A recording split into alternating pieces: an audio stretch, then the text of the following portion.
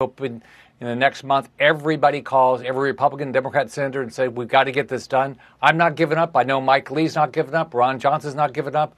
So we're going to figure out how to get this done. Mr. President, are you frustrated with Senate Republicans and Leader Thune for going home for recess without passing the Save America Act? Well, I think they should pass voter ID. I think they should pass proof of citizenship, basically Save America, Save America Act. I think that should be something that we should absolutely get. Yeah. Mr. President, Hello there, friends. Pull up a chair and make yourselves at home. I am just an old grandfather who loves this country, and I am so glad you are here, spending a little time with me today. Before we begin our story, if you love America as much as I do, please take a quick second to hit that like button, share this message with your family, and subscribe to the channel. It helps a whole lot, and it keeps our patriotic family growing strong. All right, let us get into it. Well, absolutely. I'll give you two options. Number one, we put Save America in the reconciliation bill that we sent to the Senate. That would only take 50 votes. So there's one way to get it done. And here's another way. We attached the Save America Act to something even more popular, the idea that members of Congress can't insider trade. And when we did that, we not only got every Republican vote, we got a dozen Democratic votes in the House. It was the first time we've ever seen a Democrat vote for Save America. So maybe that's what they try in the Senate. Do you can't insider trade plus Save America. There's two paths to get the job done. The point is they just need to pick one and do whatever it takes to get it done. Okay. Parameters of the Budget Control Act. But we can't do it unless we can vote. And it would be nice if we could all agree. It would be nice if we can all have meetings and talk about it and give and take. I'm all for that. But right now it's not realistic because people have differences of opinion. You know what you do when you have a difference of opinion? You vote. That's why God made votes. That's why God made the United States Senate. We can continue to sit around. It's also true on the Russian sanctions bill, but especially is true with respect to election integrity. And I'm not criticizing anybody. I know the way the Senate works, and you do too, Madam Chair. You know, senators will stall and restall and cuss and spit, and we need one more meeting. I can't tell you how many meetings I've been in the last 6 months that should have been an email, that could have been an email, to talk about the Russian sanctions bill and to talk about election integrity and to try to get a consensus. It's not going to happen. Not in my natural lifetime, not in yours, Madam Chair, though you'll live longer than me, and not in yours, our friends in the gallery. We gotta vote. And we need to vote right now. And the American people expect it. And if there is a motion made on this floor to have us remain here until we get our work done, I'm going to vote yes. I'm going to vote yes. I can tell you right now. And what is the work we need to get done? In no particular order, we need to pass the Russian sanctions bill.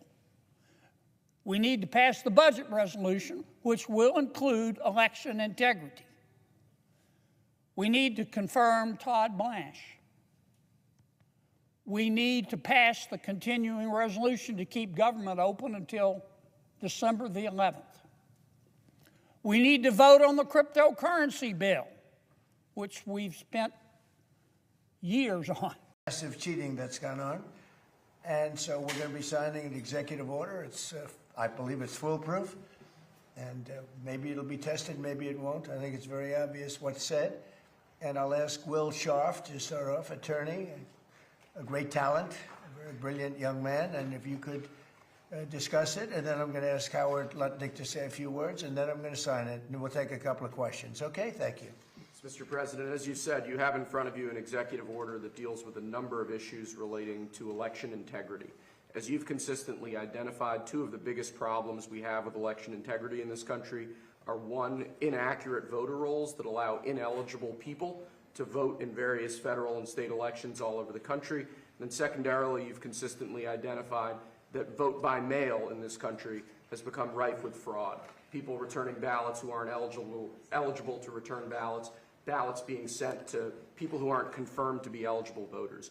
So what this executive order is going to do is, one, we're going to take federal data. We're going to ensure that each state's election officials are provided with a comprehensive view of who the eligible voters in their jurisdiction actually are, allowing them to properly verify that everybody voting in their elections is legally able to vote. And then it orders the Postmaster General, the U.S. Postal Service, to take bold new measures to verify that ballots both being sent to people are being sent to people who are eligible to vote, and then that ballots being returned are being properly returned by eligible voters only. And we believe that combined, the measures in this executive order will help secure elections in the future and ensure that the many abuses of our election system in the past aren't repeated in future elections. Right. Folks, gather round and listen close. What I'm about to share with you fills this old heart of mine with pure pride and hope for the greatest nation God ever put on this earth. I am just a plain American who has seen a lot of summers come and gad go. I have watched leaders rise and fall, and I hold tight to the simple truths that built this land. Hard work, fair play, and putting America first every single time. Right now, in these warm mid-August days of 2026, President Donald Trump, our 45th and 47th president, is showing us once again why the people sent him back to the White House. He is standing tall for the Constitution, for honest elections, and for getting the people's business done. He makes no excuses, and he accepts no quiet delays when the country needs him.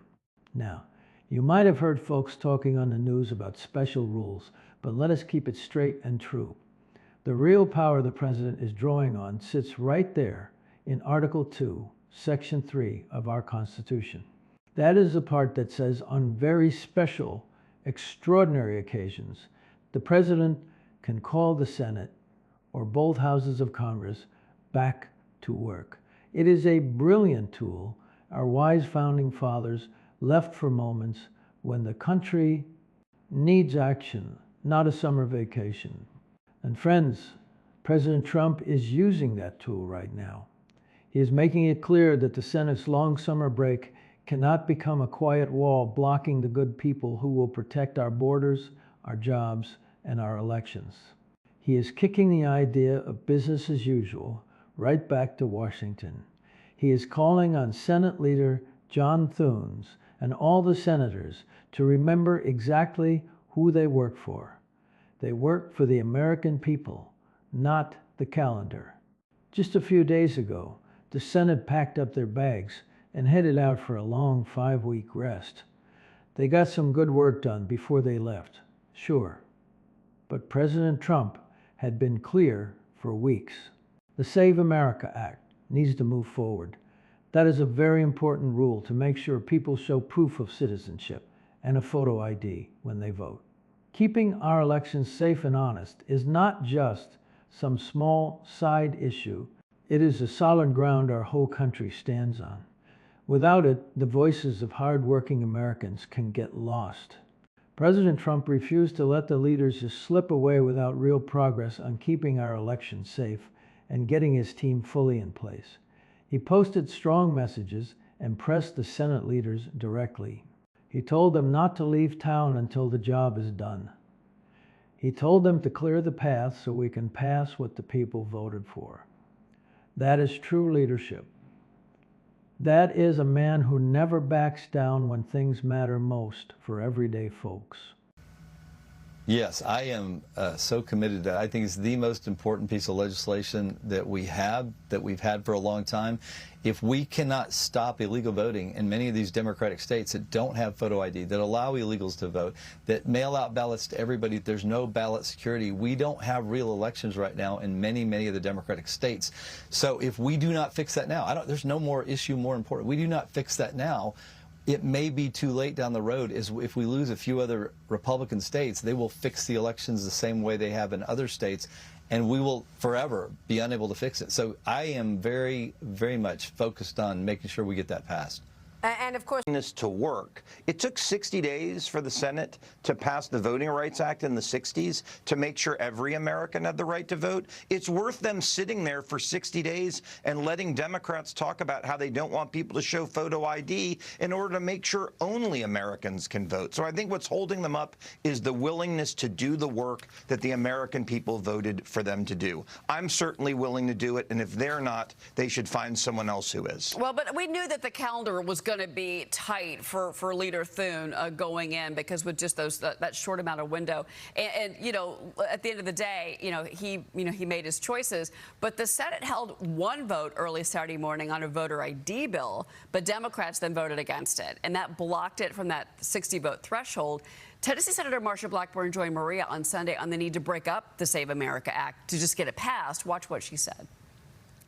Maria, as you and I have talked, we think we're going to have to break the Save America Act into pieces, take them one at a time. The interesting thing was every single Democrat voted against showing an ID, even though 83% of the American people and 71% of all Democrats think you ought to have to show that ID. But we're committed to still doing this. You show an ID, you prove that you're a citizen, and my bill, which incentivizes states to check their voter roll against that DHS SAVE system, which is the listing of people that are in the country but are not citizens. And as we saw in New Jersey, who claimed they had no problem with non-citizens voting, they had 6,600 people that they admitted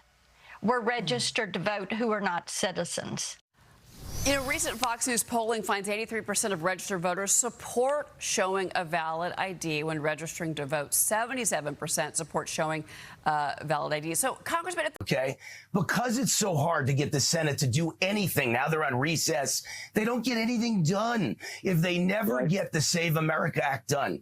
You have the right to declare a national security emergency for elections.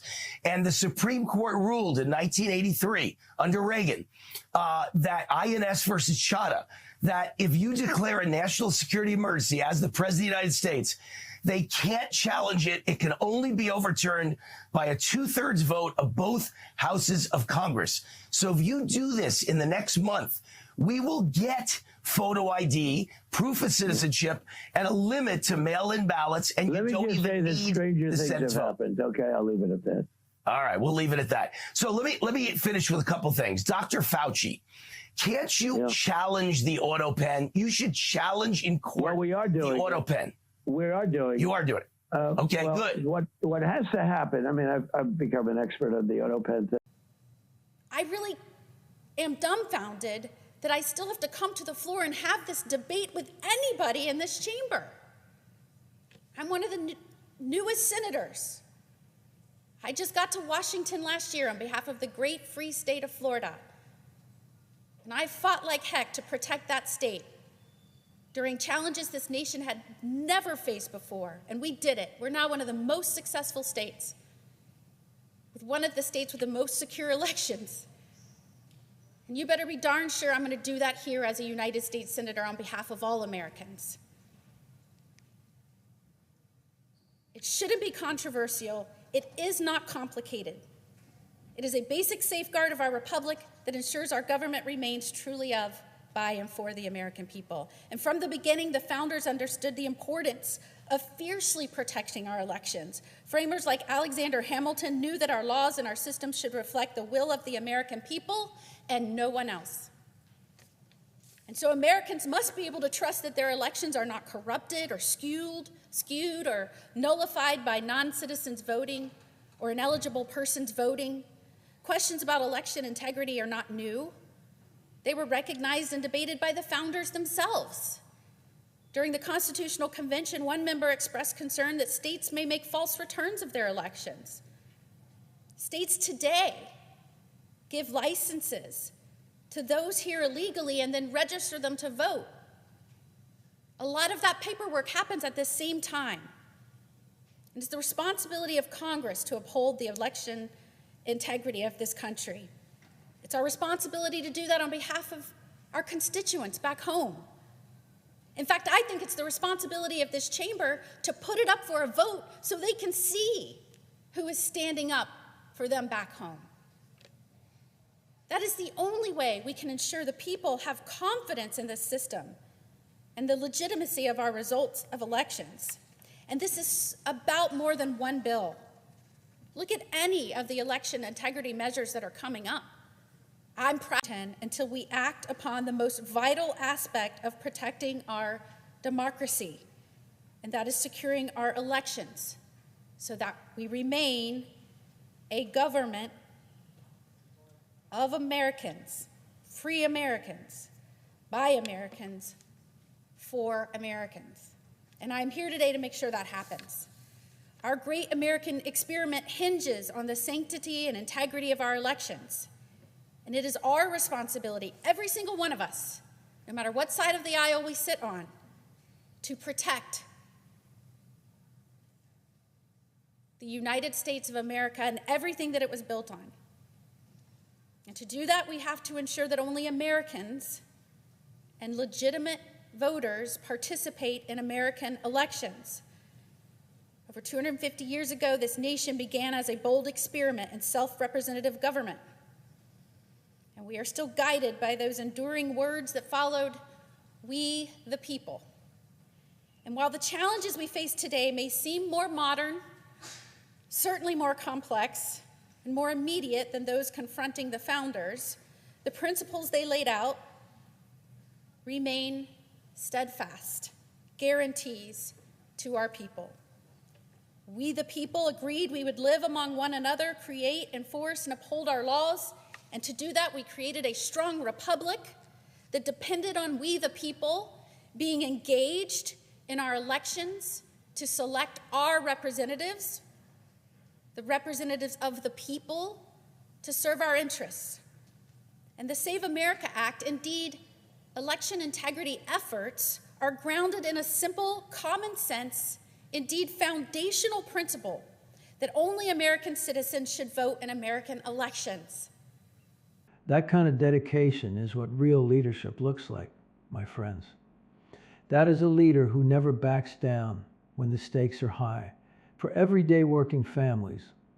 When President Trump looks toward Washington, he does not see abstract political numbers or party labels. He sees the hard-working factory worker in Ohio whose job and overtime pay depend on strong borders and fair trade. He sees the caring mother in Pennsylvania who wants to go to sleep knowing her vote counts fairly without any funny business at the ballot box. He sees the brave young veteran in Texas who wore our nation's uniform and expects his government back home to fight just as hard for honest elections as he fought for our freedom overseas. President Trump sees every single one of them. He hears their voices in his heart, and that is why he is using every tool the Constitution gives him, including that clear power under Article 2 to call the back, send it back when the country needs him, to make sure those concerns do not get put on ice for 5 long weeks while the midterms draw closer. I remember the old days when leaders treated the trust of the American people like something holy and sacred. Our founders wrote that special Article 2 power for moments exactly like this. When the normal routine of Congress leaves big, important work hanging in the air, think about what is on the line right now.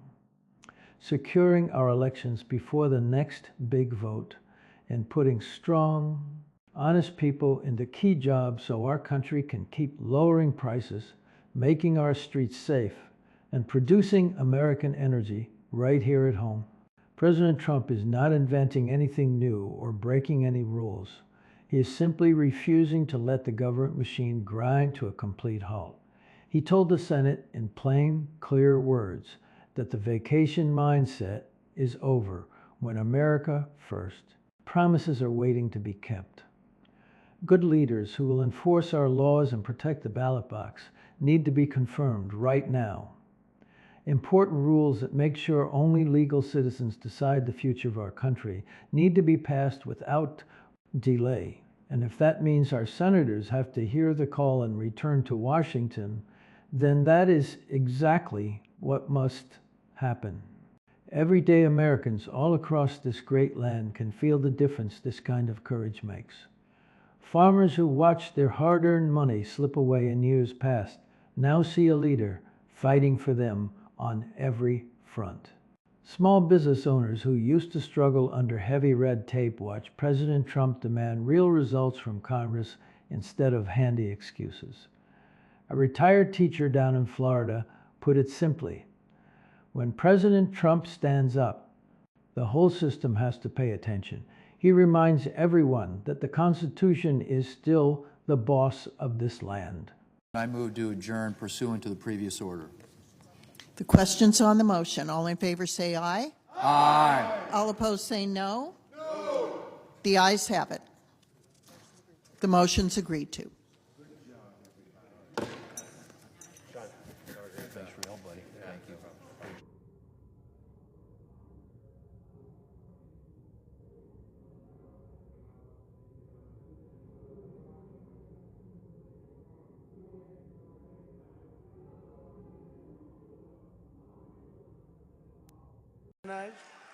You read recently in New Jersey where tremendous numbers of people were found out that they were on the voter rolls totally illegally, and that's all over the country. That's nothing compared to what's going on in California and Minnesota and so many other states. And hopefully there will be no mail-in ballots. Mail-in ballots are inherently corrupt, except for illness, disability, military deployment, or travel. If you're in the military, you're far away, absolutely. If you have to go someplace, absolutely. But mail-in ballots have proven to be a disaster. We're the only country in the world that in this form does them. There's no other country in the world because they're crooked. They pass through too many hands. When you go to a voter booth, even me, I went to vote. Sir, may I please see your identification? Sir, I'm so embarrassed. You were a private citizen. What was it like to see your name on the ballot today? And I'm also curious, is there anybody particularly you'd like to see in a row? It was a little different seeing my name on the ballot. Affordability is a #1 issue definitely for me. Helping President Trump get his agenda passed. I'm eager to get back to get the Save America Act passed. I was one of the few that wanted to stay there to get that done. So I think those are some issues that are really important. Affordability. You've had a lot of people who are making comparisons. They're trying to put you in a bucket. Either, are aligning with President Trump this way or with Lindsey Graham on this way.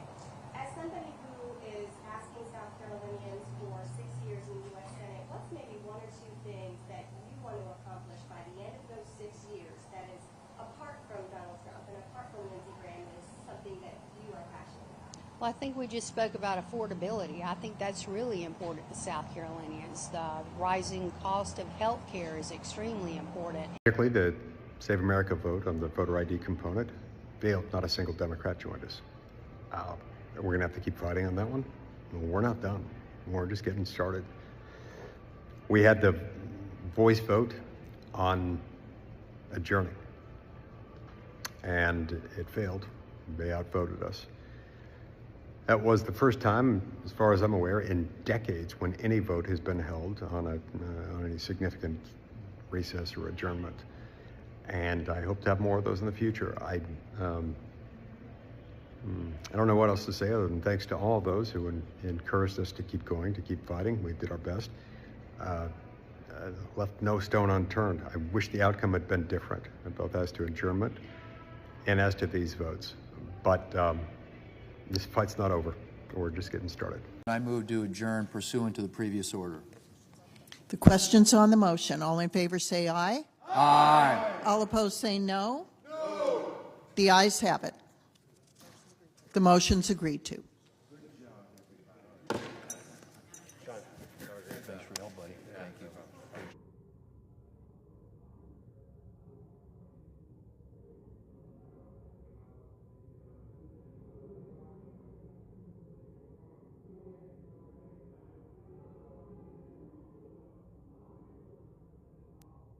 Americans think we should, and tonight we'll find out if their senators agree.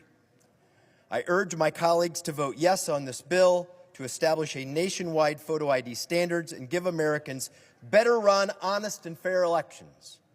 Madam President, I yield the floor.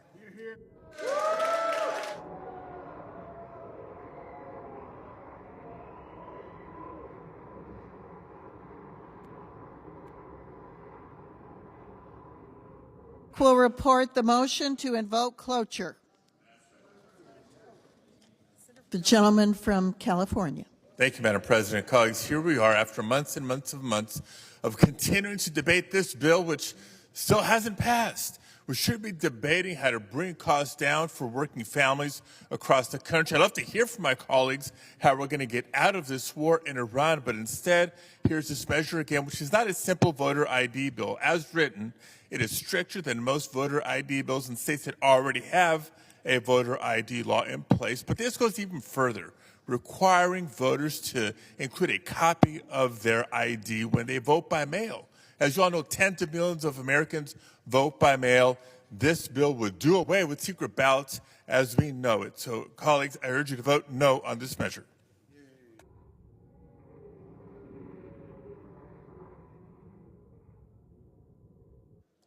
The clerk will report the motion to invoke cloture. Cloture motion, we the undersigned senators, in accordance with the provisions of Rule 22 of the Standing Rules of the Senate, do hereby move to bring to a close debate on the motion to proceed to calendar number 547, S5271, a bill to amend the Help America Vote Act of 2002 to require voters to provide photo identification, signed by 17 senators. Under the previous order, the mandatory quorum call under Rule 22 has been waived.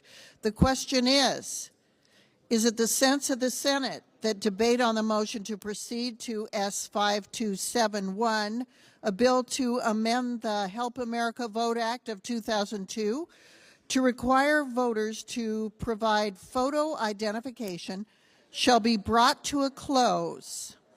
The yeas and nays are mandatory under the rule. The clerk will call the roll. Ms. Alsop-Brooks. And everything President Trump has done, Will, think about this. Everything that he's done to try to dismantle that ideology, the left is taking him to court. Every beautiful thing he wants to build, they want to block. Every mile of the border he wants to secure, they want to stop. Every illegal alien he wants to deport, they want to keep here. Every transgender inmate that he wants to be housed in their biologically correct prison, they're suing to keep men housed with women. Every school district where he's trying to stop racial discrimination, transgender ideology, the sexual abuse of our children, they're there defending the abusers. They're there defending what's putrid and hateful. On race discrimination, battling with every single university to say, just because you're a young white man in this country doesn't mean that you're not allowed to get the same treatment when you're applying for college. They're the ones that are in court every day fighting to say, no, that kind of discrimination is good. That's the kind of discrimination we want. Ripping apart the fabric of society by race, by ethnicity at the seams. That's their ideology. I'm sorry for this monologue, but it's got to be said, Will. It's never stopped, and it's never going to stop. It can only be defeated when millions of upstanding citizens say, we're not going to let them take our country away. That's what Trump and MAGA and America First is all about and will always be about. Looking at the big picture, you can see why this moment feels so incredibly right. Our history is full of brave presidents who stepped up when the Congress needed a little push to get moving. George Washington knew exactly when to take action. Abraham Lincoln kept our American family together by using every lawful power he had. Ronald Reagan stood strong for the bright ideas that make America shine like a beacon. President Trump stands right in that same line. He has a fire in his heart that connects straight to the working folks, the people who build the roads, grow the food, and proudly raise our beautiful flag. He came back into office because the people spoke loud and clear, and now he is delivering. He is fighting for stronger borders, plenty of energy, and a refusal to let the safety of our elections get kicked down the road. Right now, families sitting around their kitchen tables know their president is not taking a break. Even if the Senate went home to their states for a while, the message from the White House is as clear as a ringing bell. The work on keeping our elections fair and picking the right leaders does not stop. President Trump is even willing to roll up his sleeves and help gather the votes himself. I get emotional just thinking about it. Folks, I have watched too many years where politicians talk big but did very little. But President Trump delivers. He paints a bold picture, an America where elections are completely safe, where every legal citizen's voice is heard loud and clear, and where the government actually works for the people who follow the rules. That is what putting America first really means. It is why moms and dads feel safer planning for their kids' futures. It is why young people see open doors instead of roadblocks. It is why seniors like me can look up at the stars and stripes and feel that old, wonderful pride swelling up all over again. I hear from folks everywhere, a store owner in Georgia, a police officer in Arizona, a young family in Michigan. They all sleep a little better knowing the president will not let Washington drift to sleep while important work sits undone. As I sit here with you today, feeling the warm summer heat, I feel the exact same fire I felt when the people first chose this man. He is courageous, clear-eyed, and completely committed to the folks who make this country run. The vacation talk is over. President Trump is showing the strength and clear vision that remind us exactly why we trust him. Everyday Americans, from the busy factories to the quiet farms, feel the heavy weight lifting. So let us stand with him. Let us keep the beautiful pressure of truth and love for our country alive. Let us thank the Lord for a leader who reads the Constitution, hears the people, and actually acts. With Donald Trump at the wheel, putting America first is not just a catchy phrase. It is the daily work of keeping this great land free, fair, and strong for our children and our grandchildren. God bless President Trump. God bless our Constitution. And God bless the United States of America. I truly believe our best days are still waiting just ahead, because leaders like him refuse to let the important work wait. Now, my friends, before we part ways today, if this story stirs something good in your heart, I would ask a small favor. Please click that subscribe button, give this video a thumbs up, and share it with someone you care about. We are building a wonderful family right here on this channel, shining a light on the truth. And every single one of you helps make that light a little brighter. Take care of yourselves, and I will see you next time.